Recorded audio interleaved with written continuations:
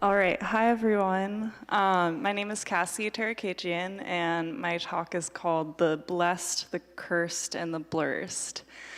And yeah, soon, if you don't know what that means, after this you will know. So I am a technologist and educator and artist, and so I do like a few different things sort of in my life. So I'm a technologist, and I created this tool called the P5 editor. So if you've ever used the library P5, there's a little in-browser code editor for it. I started this project 6 years ago, and I've been maintaining it ever since. And I also have worked on other creative coding tools, like I worked at Cycling 74 for a while, working on Max MSP, so that's like a lot of the work that I do as like a technologist. I'm also an educator, and I'll teach like workshops and also more like graduate level classes. I teach at a program at NYU called ITP, though I'm not like a full-time professor, I just adjunct. And I'll teach creative coding there, and I also will teach about cursed content, as we'll learn about what that is in a little bit. And I also have like my own creative practice, which sometimes is like tech art and sometimes is more like analog, and so sometimes that's like just playing instruments. So here's me playing like an Appalachian banjo that I started learning. I'm making music with my friend Derek. But I want to talk about like my experience learning how to code. So when I learned how to code a long time ago now, like over 10 years ago, when I first got into the computer science class I was taking, like Intro to Java, my professor like opens up this window and he starts like writing on the command line, and he's like, okay, I'm gonna use Vim to like write Java, and then we're gonna compile it. And I was like, I've never opened the command line in my whole life. Like, what's happening? I'm like trying to write code in like Microsoft Word. I'm like very confused. I was like not a technically savvy person at all. Like the way that I had used my computer before that was like, I would like download System of a Down on like LimeWire, or like talk to my friends in AOL Instant Messenger, or like one of my big passions was using this website called Neopets. Like I loved like making my pet, like having a little website for them, like getting lots of money, doing trades, playing flash games. Like that was the way that I like loved the internet and like loved computers. So I was like really confused as to what was happening. And then like by the time I finished, like I felt like I had all these skills, but like, you know, it like in school, it was this experience where it was like, okay, you have to learn all these things, and only then will you be able to make something. And like, you know, at the end of it, I still didn't know how to make my Neopets website any better. So I was like, what's happening? And you know, I had that experience for a while, and then I discovered p5.js. This is actually, I think, one of the first demo videos that Lauren did of it. And I was like, oh, like that feels like an experience that I know, like using Neopets. And one thing, not only did I love P5 because it was this experience where you're like encouraged to just make stuff and without like understanding how it worked. And I loved that. And I also really loved that it had this inclusive community that was about like bringing more people in rather than like scaring people off and being gatekeeping. And I really wanted to be involved. So I started the editor now like 6 years ago. Apparently my first commit was May 2nd, 2016. I think after a month of just like being terrified of starting it. And it's like brought me so many beautiful things since then. Like one of my colleagues, Dan, like uses it on his coding channel, which has like over 1 million subscribers, so it's very big. I also, been working on this tool, I got really good at teaching. Like I learned how to teach creative code, and have done like my own workshops and like all kinds of stuff, and that's been really awesome. I've gotten to just like be part of such a beautiful community that feels really like supportive and diverse, and feels to me like such an antidote to a lot of my early experiences learning how to code.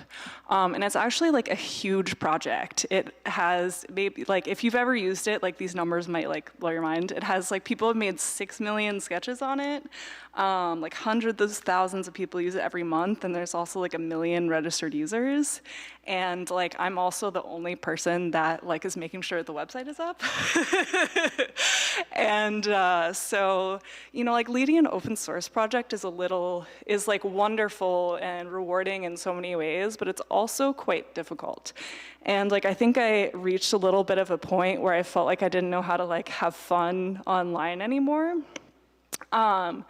And so, in like this work, I was like, where am I looking to next for that hit of fun?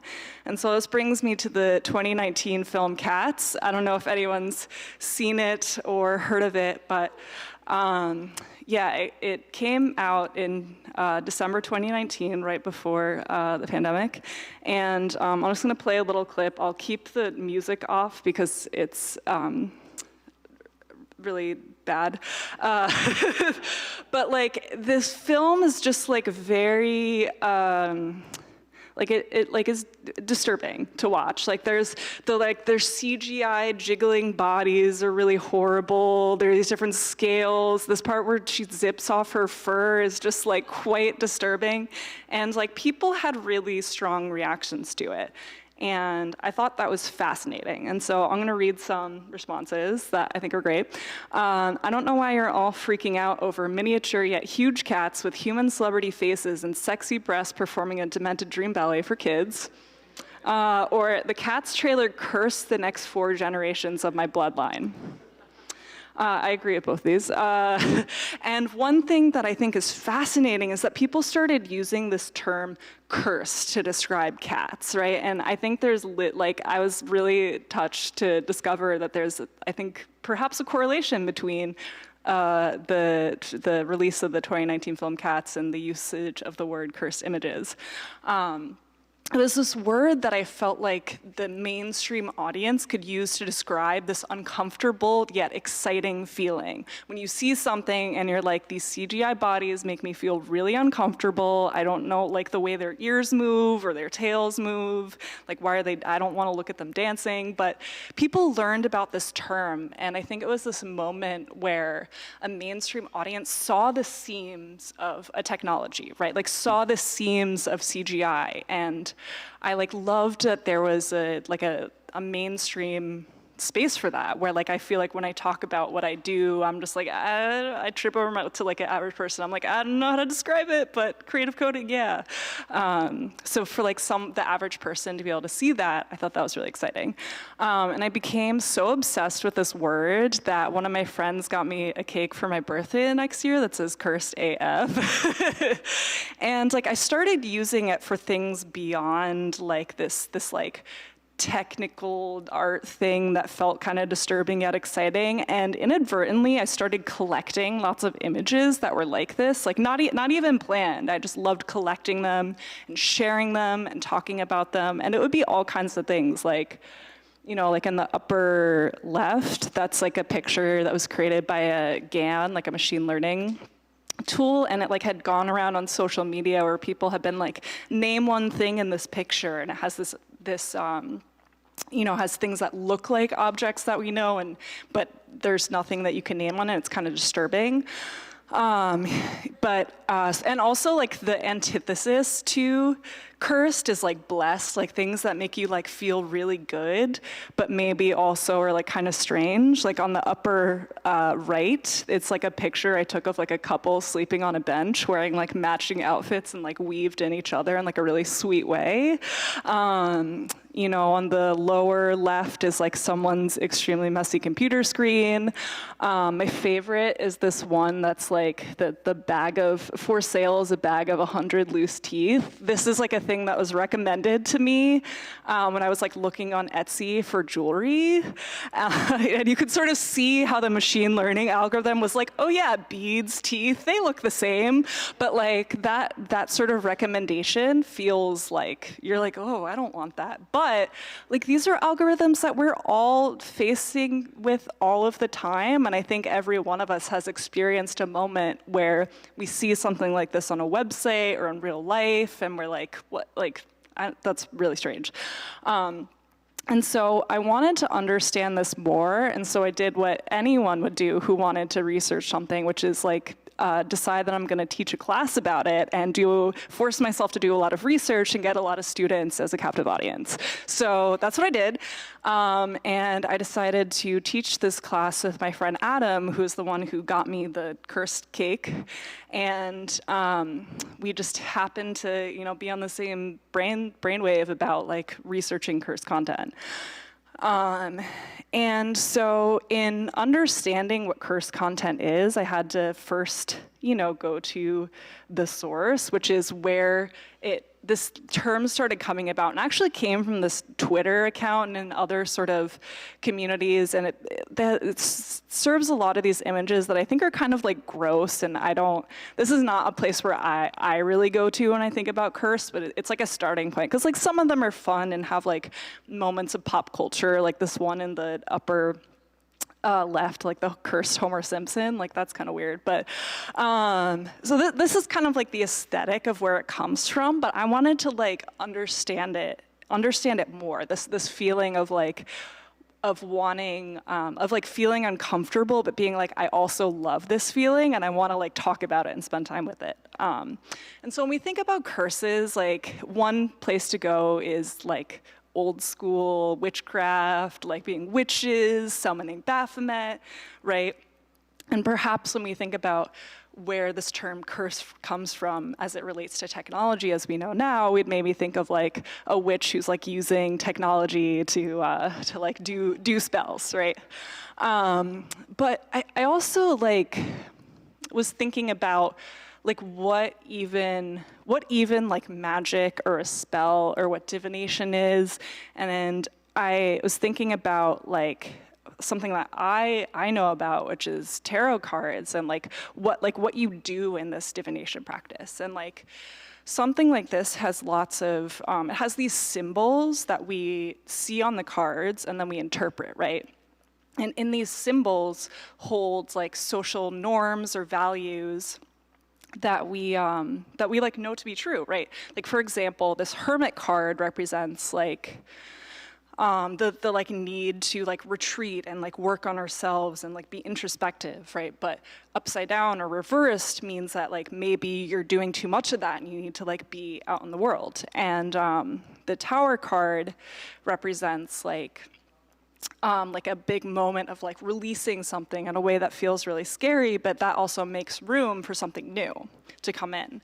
And like, folks who are tarot card readers like understand what all these symbols are and like understand all these things about society.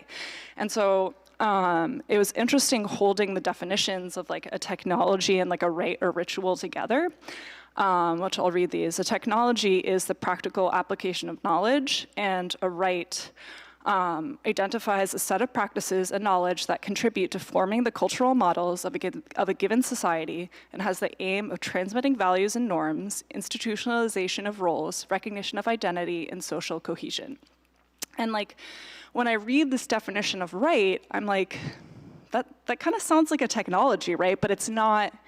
It's maybe not something like something that's being used to make farming happen or do calculations, right? It's making changes that are about, it's about social cohesion. It's about transmitting values and norms. Like it has a practical application of knowledge. It just isn't usually used in that context. And so I want to read a quote from this artist named Cy X, who actually was in my first iteration of the Blursed Cursed class. And they said, if technology is a word that shifts and changes over time, who gets to decide what is and what is not technology? So that was like a really helpful thing for me to hear from them, that a lot of their work is about understanding this relationship between magic and technology. They call it their cyber witch practice. And like to like further understand this concept of cursed as something that perhaps is a technology like in and of itself, and it isn't necessarily like separated from that, and could denote perhaps like some moment when there's something wrong with technology. Like a curse could be like when a ritual goes bad or something. Lastly, or this is not lastly, why did I say that? But, you know, another thing to take into consideration is that often these divination practices actually influence the design of technology. So this is an image of the I Ching, which is a Chinese divination practice, and it's marked up with numbers by the mathematician Leibniz, who used it to create the binary number system. So often there's even like a relationship between these things, and like what we perceive to be like magic and curses and rituals just affect the design of technology. And like lastly, what I want to say about this section is like we've all like know this part in the movie Minority Report where like Tom Cruise is like, look at my like VR supercomputer, and he's like flinging stuff around, and it's really like showy and fun. And like this is something that folks referred to often when like VR technology became popular. We're like, oh, this is how we want to design VR technology, which like in fact is not a very good VR design because your arms get really tired like flailing around. But nonetheless, like when people are designing technology, they're looking to pop culture to influence these things. And you know, in understanding cursed images, I think this is something that you know, it's like shared on social media. And I think of social media as like maybe like a hybrid between technology and pop culture, right? So for me, I like sort of see understanding this as the intersection of like art and technology and pop culture and like curses and magic. And so to understand these uncomfortable feelings that I was having, we sort of delved into a few different like frameworks for understanding discomfort.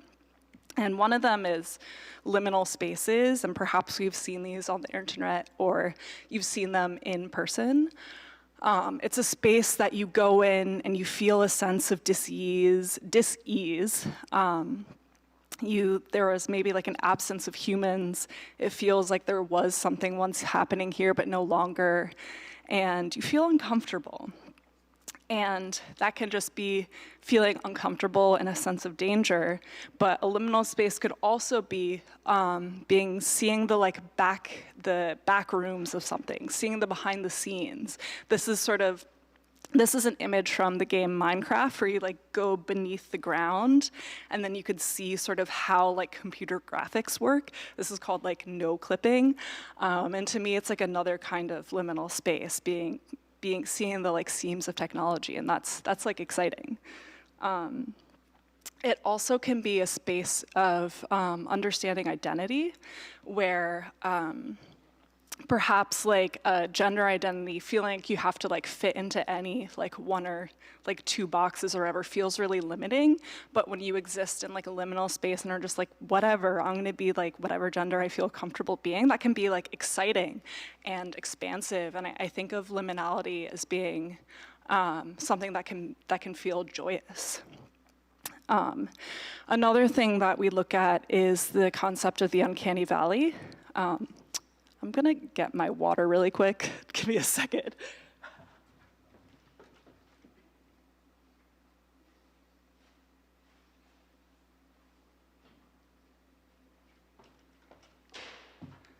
Thank you. I haven't talked this much in a minute.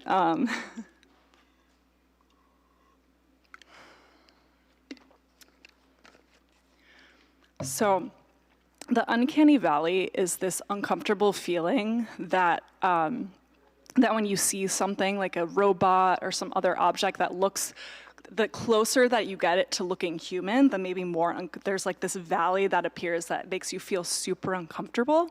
And this came out of a white paper from a roboticist who when I heard about this paper, I thought that it was going to be like backed by any scientific evidence, but it was actually just like about this man's like feelings of how he like felt about certain things, and he just graphed them, which honestly gave me like a lot of hope in like my process of understanding cursed images, because I was like, I'm just following my uncomfortable feelings here, and like I can graph them and make a white paper and people will respect me.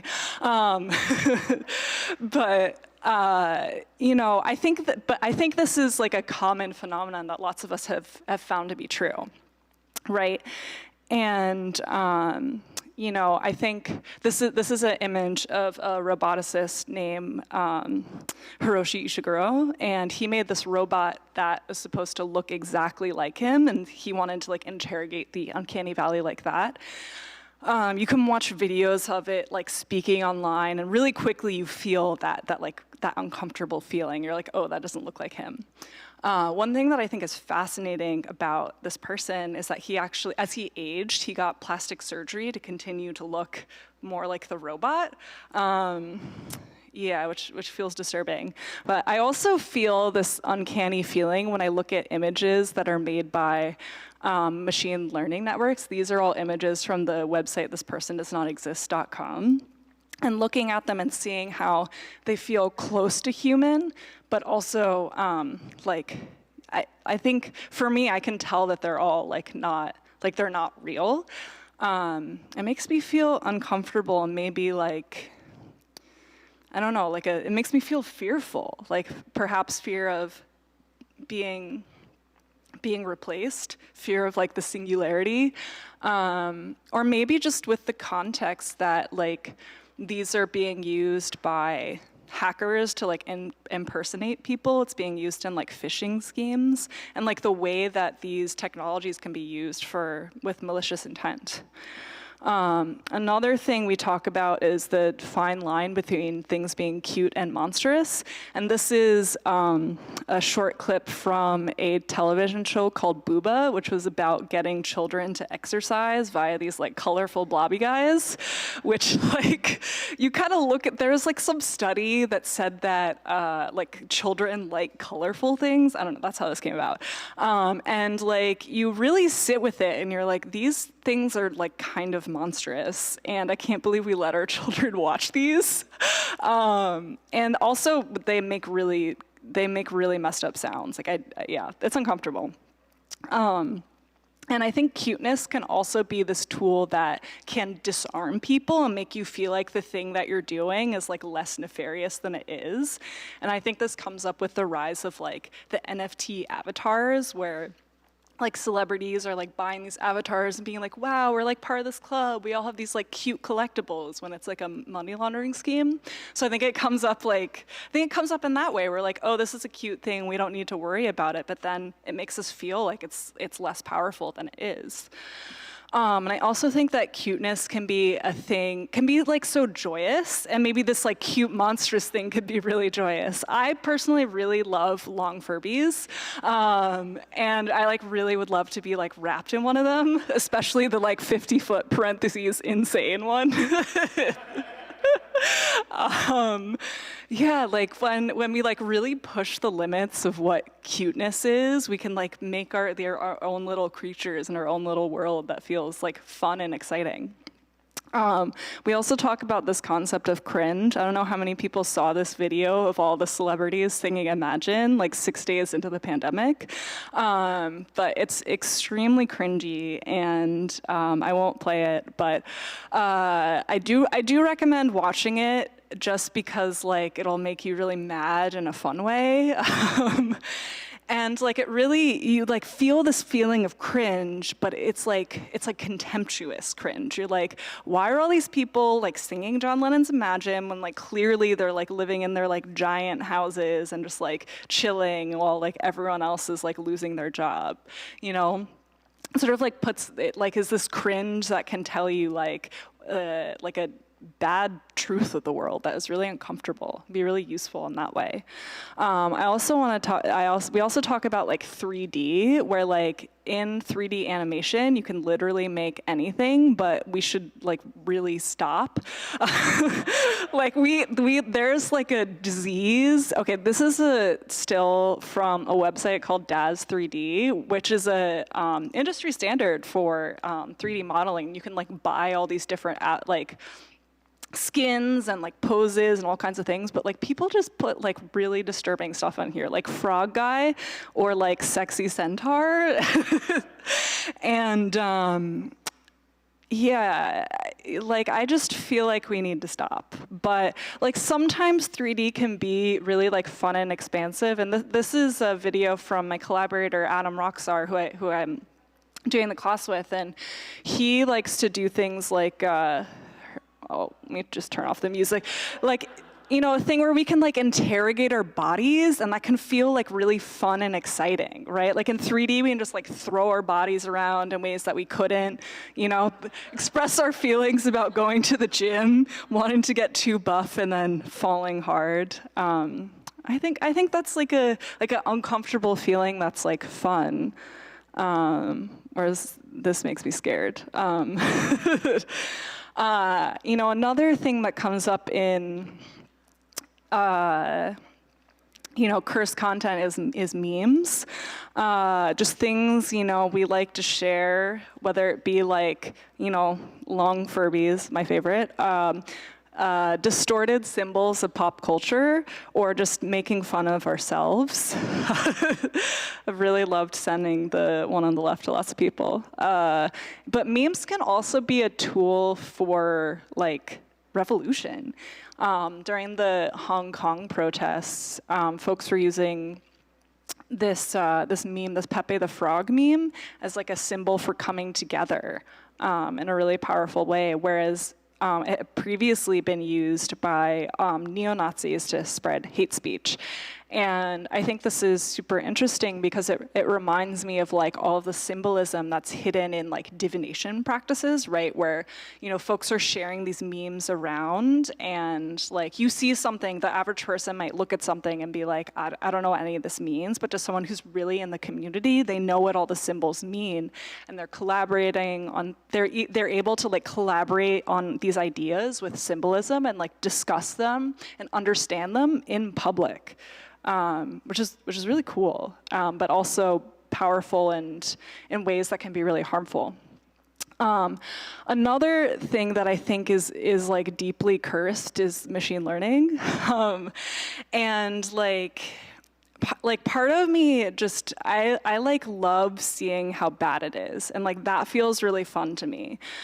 And so these are some snippets that I generated with a machine learning algorithm called GPT-2, which is not super modern now, but I felt like it was the sweet spot of like bad, but also like fun. And so what I loved about this algorithm was that it was trained on, a lot of models on the internet were trained on like Reddit, and we're also trained on the website Archive of Our Own, which is a fan fiction website. And I felt like you could make like really bad, like soft erotica. And so I'm just gonna read part of this one, which says, Drake looked at himself in the mirror and said, God, I look sexy.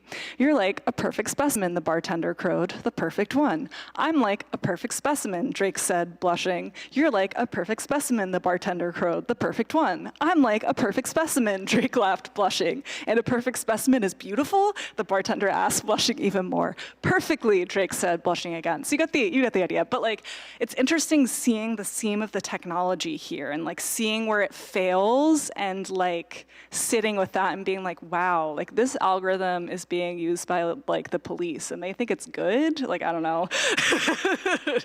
And read this one on the right too, because it really makes me, this is like the most blessed thing I've ever produced with machine learning.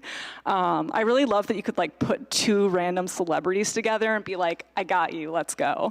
So this one says, Sufjan, as in Sufjan Stevens, the indie musician, Sufjan rubbed Drake's back as he kissed him gently on the cheek. Don't cry for me. I know you're a good dude. Thank you, Drake said, reaching forward to kiss the fallen angel's cheek. But I'm dying now.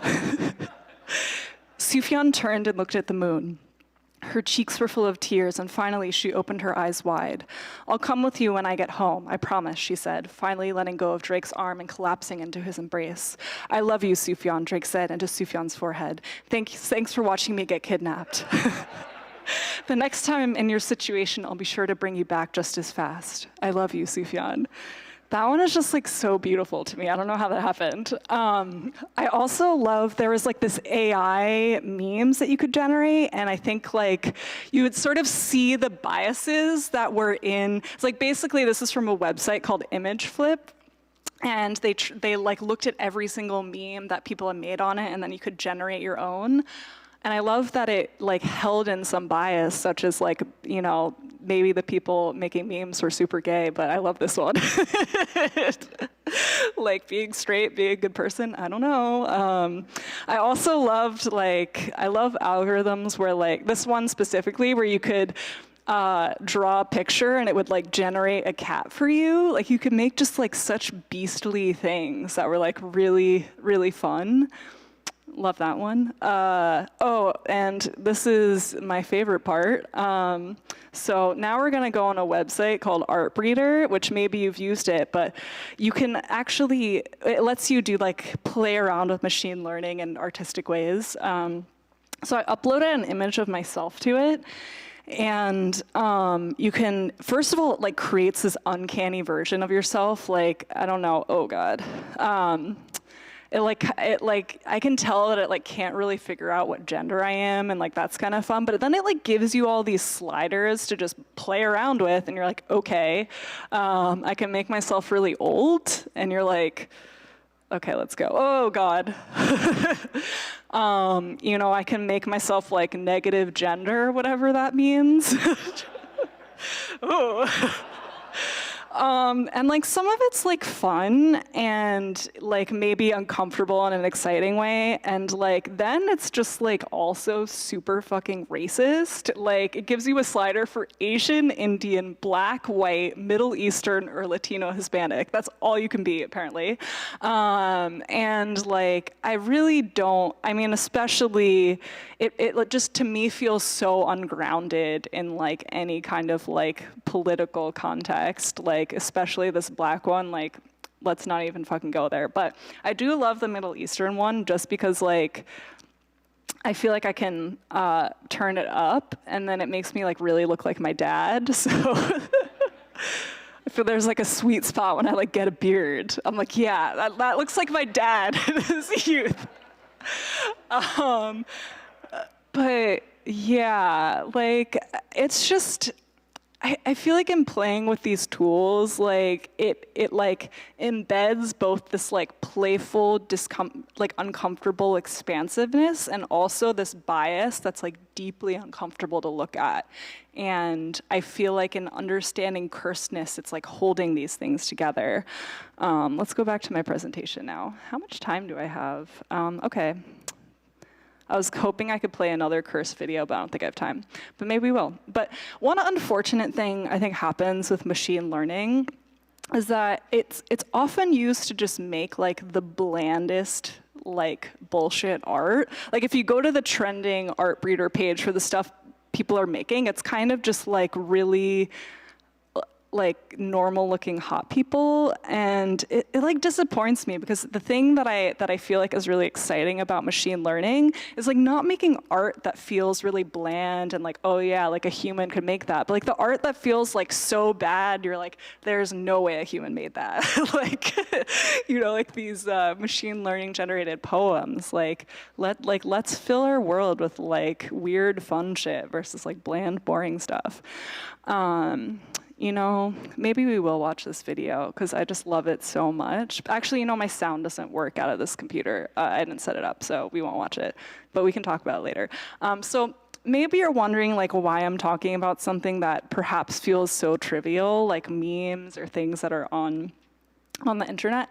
And like what this research has given me is like giving attention to something that I feel like is normally not requesting our attention, yet is so present in our lives, especially like we're coming face to face with this content like every day, all the time, whether it's like on social media, how we're like searching for stuff, recommendations we're receiving.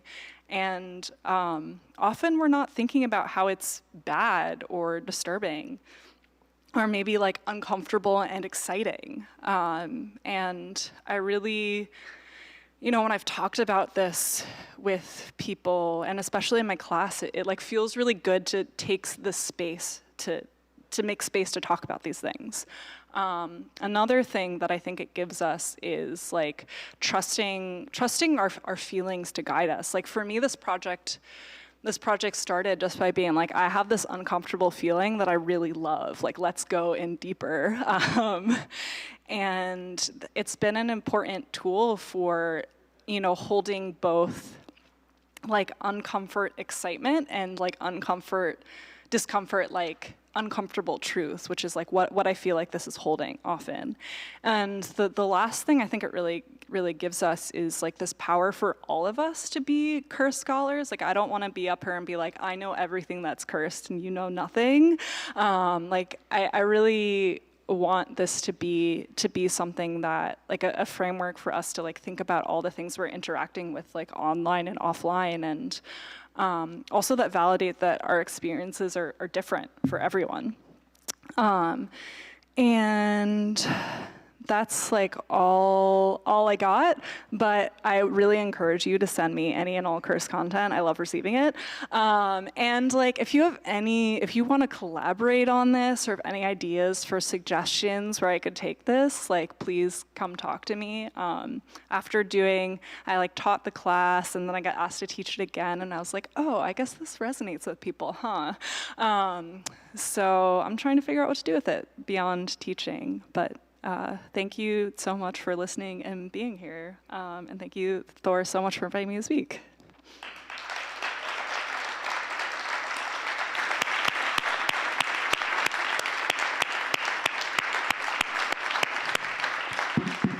Thank you so much, Cassie.